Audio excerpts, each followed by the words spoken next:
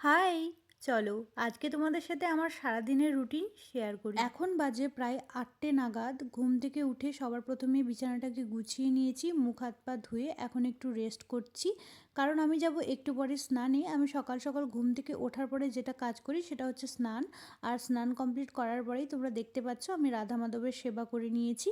আর আজকে রান্না হয়েছিল আলু সজনে দিয়ে মাছের ঝোল, শাক ভাজা, আর কেটে রেখেছিলাম শসা আর তোমার পেঁয়াজ, আর এদিকে কিছুটা মাছ ভাজা আছে। যেহেতু আজকে রাতে একটু বেরোবো তাই সিম্পলভাবেই রান্না করে রেখে দিয়েছি। আর তোমরা যারা আমার কন্টিনিউ ভিডিও দেখো তারা তো জানোই যে আমি কতটা ঘুরতে ভালোবাসি। সন্ধে হলেই আমি আর আমার হাজব্যান্ড মিলেই দুজনেই বেরিয়ে যাই। আজকে গিয়েছিলাম একটা রেস্টুরেন্টে, রাতের ডিনার কমপ্লিট করেই বাড়ি ফিরবো। আর তোমরা কারা কারা আমার মতন ঘুরতে ভালোবাসো অবশ্যই কিন্তু কমেন্টে বলো। আমার তো কিছুদিন পর পর বাইরে না গেলে কেমন জানি মাইন্ডটা খারাপ হয়ে যায়। আর বিশ্বাস করো বাইরে গেলে মাইন্ডটা ফ্রেশ হয়ে যায়। আর দেখো তোমাদের সাথে কথা বলতে বলতে আমাদের অর্ডারও চলে এসেছে।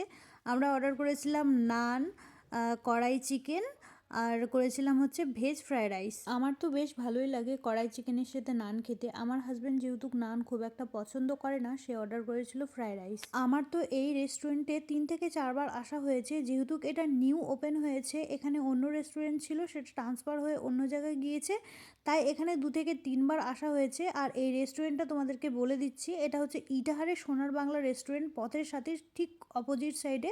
আর এখানকার খাওয়া দাওয়া বেশ ভালোই লেগেছে। আর তোমাদের কাদের কাদের এখানকার খাওয়া দাওয়া ভালো লেগেছে যারা এসছো কমেন্টে কিন্তু অবশ্যই বলো। আজকের মতন এই পর্যন্ত, বাই।